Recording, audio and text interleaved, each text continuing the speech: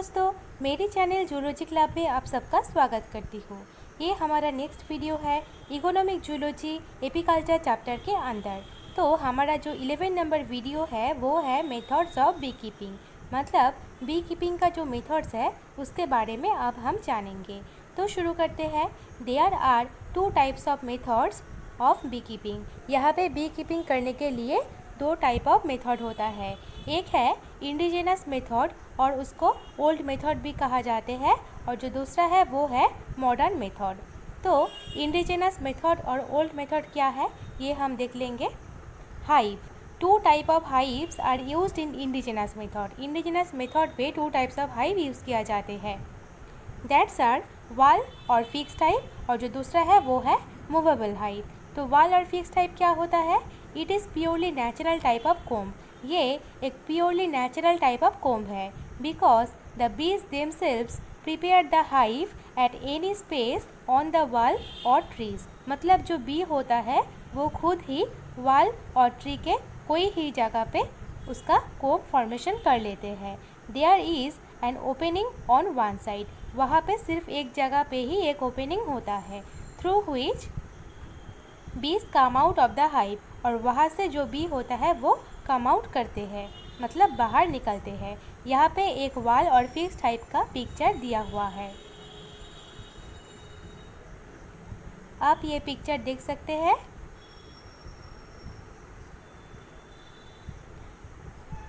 अब ये है movable hive. It comprises of hollow would logs, empty boxes and earthen pots. ये जो मूवेबल हाइव वो हो सकता है वुड लॉग्स में और एम्प्टी बॉक्सेस में और अर्थन पॉट्स में। There exist 2 holes, one is for entrance and the other for exit of bees. वहाँ पे 2 होल होता है, एक बी का एंट्रेंस के लिए और जो अदर होता है वो बी का एग्जिट के लिए होता है। Some beekeepers used to take the clusters of the swarm from a tree and keep them in the hive। कुछ बी कीपर्स क्या करते हैं, जो हाइव में ट्री ट्रंक और माडवाल, ये जो फिक्स टाइप होता है वहाँ से कुछ क्लस्टर को लेकर उसको जो मूवेबल हाइव है उसके अंदर रख देते हैं। यहाँ पे मूवेबल हाइव का एक पिक्चर दिया हुआ है, आप ये देख सकते हैं। अब हम जानेंगे जो कैसे इंडिजिनस मेथड पे और ओल्ड मेथड पे हनी एक्सट्रैक्शन किया जाते हैं। For Honey extraction burning fire is brought near the bee hive at the night. ये जो इंडिजिनस मेथड है यहाँ पे जो हनी एक्सट्रैक्शन करने के लिए रात पे बर्निंग फायर लेकर बी हाइव के पास जो फार्मर होता है वो जाते हैं। As a result of which bees are either killed और दे एस्केप ऑफ। और क्या होता है, हाइव के अंदर जो मधुमक्खियाँ होता है वो मर जाते हैं और नहीं तो वहाँ से भाग जाते हैं। Further the hive full of honey being removed, और उसके बाद जो हनी हाइव होता है उसको रिमूव किया जाते हैं। काट इनटू पीसेस, और उसको पीस पीस पे काट किया जाते हैं। And squeezed to get honey, और हनी पाने के लिए वो जो हाइव होता है उसको स्क्वीज़ किया जाते हैं। Sometimes smoking is also done, और कुछ टाइम में वहाँ पे स्मोकिंग भी यूज़ किया जाते हैं। Now drawbacks of indigenous method, मतलब इंडिजिनस मेथड और ओल्ड मेथड पे जो ड्रॉबैक्स है अब हम उसके बारे में जानेंगे। Honey becomes impure because at the time of squeezing the brood cells, pollen cells, honey cells and larvae are also extracted। यहाँ पे जो हनी होता है वो इम्प्योर क्वालिटी का होता है, क्योंकि स्क्वीजिंग के टाइम पे हाइव का जो ब्रूड सेल होता है, जो पोलन सेल होता है, जो हनी सेल होता है एंड जो डाइड लार्वी होता है वो भी हनी के साथ साथ वहाँ पे एक्सट्रैक्ट हो जाते हैं। अब हम जानेंगे मॉडर्न मेथड पे जो अप्लायंसेस है उसके बारे में। Typical movable hive, queen excluder, Honey extractor, uncapping knife and other equipment. तो जो टाइपिकल मूवेबल हाइव होता है वो क्या होता है? An artificial movable hive is constructed by wooden box based on bee space theory. एक special type of artificial movable hive यहाँ पे कॉन्स्ट्रक्ट किया जाते हैं वुडन बॉक्स के थ्रू, और वो बी स्पेस थ्योरी से बेस्ड किया जाते हैं।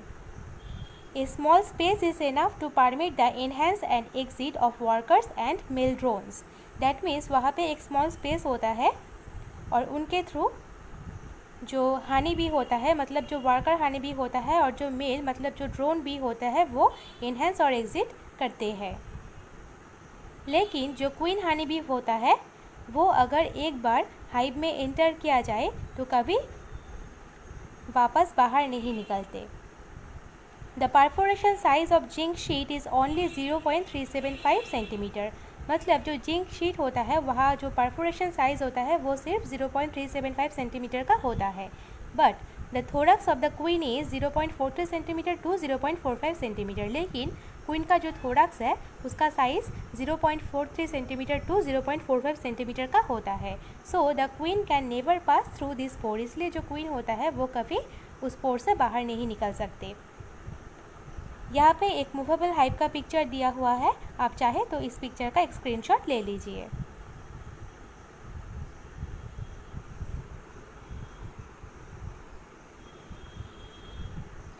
This typical hive consists of 6 parts as given below. This type of typical hive में 6 parts होता है।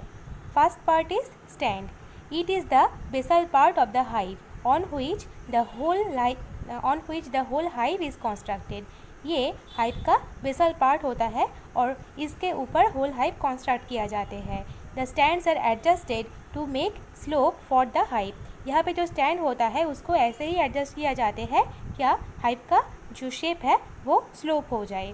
Due to this slope rain water comes down quickly. और यहाँ पे स्लोप होने की वजह से कोई रेन वाटर यहाँ पे एक्यूमुलेट नहीं हो सकते हैं। अब बारी है बॉटम बोर्ड के।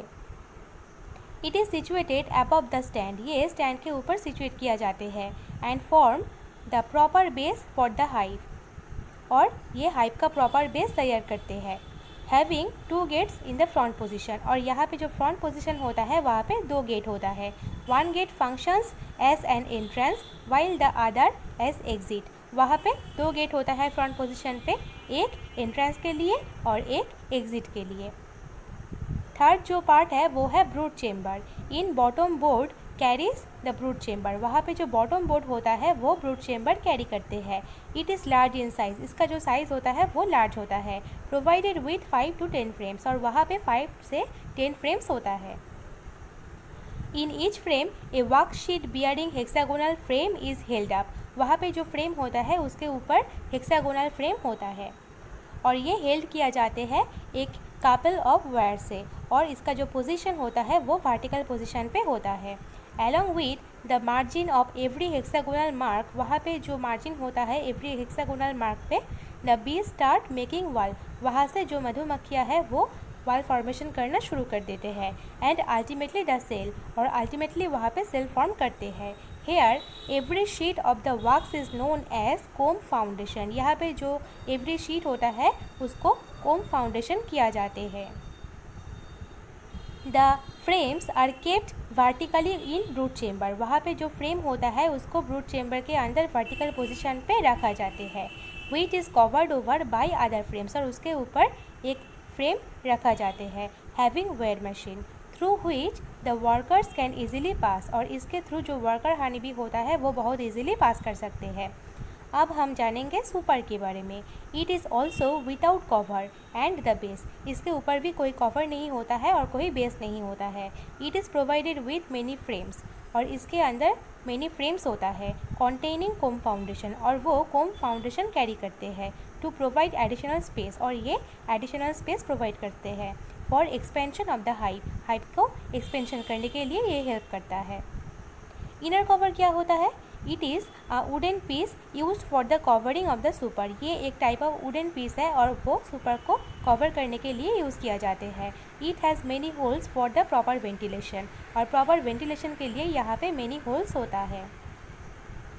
Top cover. टॉप कवर क्या होता है? It is meant for protecting the colony from rains. ये जो बी कॉलोनी है उसको रेन से प्रोटेक्ट करते हैं। It is fitted with zinc sheet. और ये जिंक शीट से फिटेड होते हैं which is plain and sloping. और वो जो जिंक शीट होता है वो प्लेन होता है और स्लोपिंग होता है। Queen excluder. क्वीन एक्सक्लूडर क्या होता है? It readily permit the workers to pass through it. ये जो क्वीन एक्सक्लूडर होता है इसमें से जो वर्कर हनी बी है वो बहुत अच्छे से पास कर सकते हैं। Honey extractor. It is use for the extraction of the honey. ये हनी का एक्सट्रैक्शन करने के लिए यूज़ किया जाते हैं from the comb. And functions on the principle of centrifugal force. और ये जो हनी एक्सट्रैक्टर होता है वो सेंट्रीफ्यूगल फोर्स का जब प्रिंसिपल होता है उसके ऊपर डिपेंड करके फंक्शन करते हैं। When combs are centrifuged by this device, जब ये हनी एक्सट्रैक्टर से कोम से हनी एक्सट्रैक्शन किया जाते हैं, the pure Honey is thrown out, तब जो हनी निकलते हैं उसका क्वालिटी एकदम प्योर होता है। Without any damage to the comb, और जो कोम होता है उसका कोई डैमेज भी नहीं होता है। अनकैपिंग नाइफ, ये क्या होता है? When all the combs are filled with honey, जब सब कोम हनी से फिल हो जाता है, they are sealed by capping with the wax, तब उसको सील किया जाते हैं वैक्स कैपिंग से। The wax sealing has to be removed with the help of an uncapping knife, और जब वो वैक्स सीलिंग रिमूव किया जाते हैं तब एक अनकैपिंग नाइफ की हेल्प से रिमूव किया जाते थे। Heated by steam before use, और वो जो अनकैपिंग नाइफ है वो यूज़ करने के पहले हीट और स्टीम किया जाते हैं। अब हम जानेंगे हमारा जो मॉडर्न मेथड है इसका advantage. A proper watch on the activities of the बीज कैन बी हैड, यहाँ पे बीज का जो एक्टिविटीज़ होता है वो हम प्रॉपरली वॉच कर सकते हैं। A strong colony can be developed providing sugar, syrup, pollen substances of honey बीज, हम यहाँ पे एक स्ट्रॉन्ग कॉलोनी डेवलप कर सकते हैं और बाहर से sugar, syrup, pollen substances provide कर सकते हैं। The same hive is used again and again, यहाँ पे जो हाइव होता है वो हम बार बार यूज़ कर सकते हैं। सो द वर्कर्स पे their attention more for the honey not for the high formation, इसलिए वहाँ पे जो वर्कर होता है वो उनका पूरा अटेंशन हनी प्रोडक्शन के लिए दे सकते हैं, हाई फॉर्मेशन के लिए उसको थोड़ा सा भी ध्यान देना नहीं चाहिए। Under adverse climatic conditions the hive can be transferred from one place to another place for the protection of the bees. जब एडवर्स क्लाइमेटिक कंडीशन आ जाते हैं तब हम क्या कर सकते हैं, तब हम वो मॉडर्न हाइव को एक प्लेस से अनदर प्लेस में ट्रांसफ़र कर सकते हैं और बी को प्रोटेक्शन दे सकते हैं। Comb can be protected from enemies, हम ये मॉडर्न हाइव पे जो कोम्ब होता है बी का उसको प्रोटेक्ट कर सकते हैं एनिमी से। Pure honey of large quantity can be obtained, और इस प्रोसेस से हम एक लार्ज अमाउंट का प्योर हनी पा सकते हैं। जो प्रिकॉशंस है वो क्या है? The boxes must be kept under shade at cool places, जो बॉक्सेस होता है उसको कूल प्लेस में रखना चाहिए। Industry should be near the road, जो इंडस्ट्री होता है वो रोड के पास ही होना चाहिए फॉर ट्रांसपोर्ट फैसिलिटीज़ के लिए। Fresh water reservoir should be near the hive, जो फ्रेश वाटर रिजर्वर है वो हाइव के पास ही होना चाहिए। Good flora for the collection of pollen and nectar should be there, जो पोलन होता है और जो नेक्टर होता है वो कलेक्शन के लिए जो फ्लोरा होता है वो ऑफ कोर्स गुड होना चाहिए। एक्सट्रैक्शन और harvesting method of honey from hive in modern method, modern method पे हाइव से कैसे हनी एक्सट्रैक्शन और हार्वेस्टिंग किया जाते हैं इसके बारे में अब हम जानेंगे। Remove hive outer cover from top of the bee hive, that means super. Bee hive का जो आउटर कवर होता है मतलब जो सुपर होता है उसको रिमूव करना चाहिए at first. Remove hive inner cover from top super, उसके बाद हाइव का जो इनर कवर होता है टॉप सुपर के ऊपर उसको रिमूव करना चाहिए। If no queen excluder was used, अगर वहाँ पे कोई क्वीन एक्सक्लूडर यूज़ नहीं किया जाए। Inspect frames for brood and only remove frames that are without brood, वहाँ पे जो फ्रेम्स होते हैं अगर वहाँ पे कोई ब्रूड नहीं है तो सिर्फ उस फ्रेम को ही वहाँ से रिमूव करना चाहिए। Repeat this process 3 and 4 times until all the supers are removed, और इस प्रोसेस को 3 से 4 बार रिपीट करना चाहिए जब तक वहाँ से सारे के सारे सुपर्स रिमूव नहीं हो जाता। ट्रांसपोर्ट फ्रेम्स इन सुपर्स, और उसके बाद जो सुपर होता है उसको और उसके बाद जो फ्रेम्स होता है सुपर के अंदर उसको ट्रांसपोर्ट करना चाहिए हनी हाउस का heat and humidify Honey house for 1 to 2 days। और उसके बाद जो हनी हाउस होता है उसको 1 से 2 डेज़ के लिए हीट और ह्यूमिडिफाई करना चाहिए। Use refractometer to check that moisture content is below 18.5%। और उसके बाद जो रिफ्रैक्टोमीटर होता है उसको यूज़ करना चाहिए और चेक करना चाहिए क्या जो हाई होता है उसका मॉइस्चर कंटेंट 18.5% से बिलो है या नहीं। Remove the wax cap on capped Honey manually. और उसके बाद जो वैक्स कैप होता है उसको रिमूव कर देना चाहिए। Load Honey extractor. और उसके बाद हाइव में हनी एक्सट्रैक्टर लोड किया जाते हैं। Turn on Honey extractor motor. और उसके बाद जो हनी एक्सट्रैक्टर मोटर है उसको ऑन कर देना चाहिए।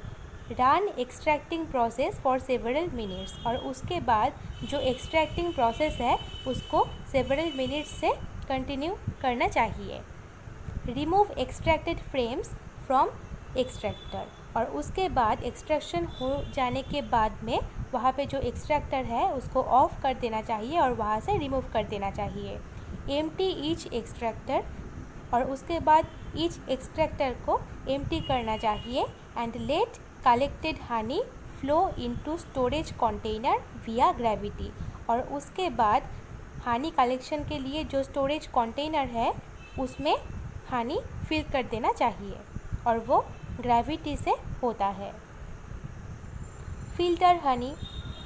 हनी कलेक्शन के बाद जो हनी होता है उसको फ़िल्टर करना चाहिए। Grade honey and bottle Honey. और उसके बाद हनी को ग्रेड करने के बाद हनी को बॉटल में रख देना चाहिए। अगर आपको मेरी वीडियो पसंद आए तो ज़रूर मेरी चैनल को सब्सक्राइब कीजिए और मेरी वीडियो को लाइक और शेयर कीजिए। Thank you.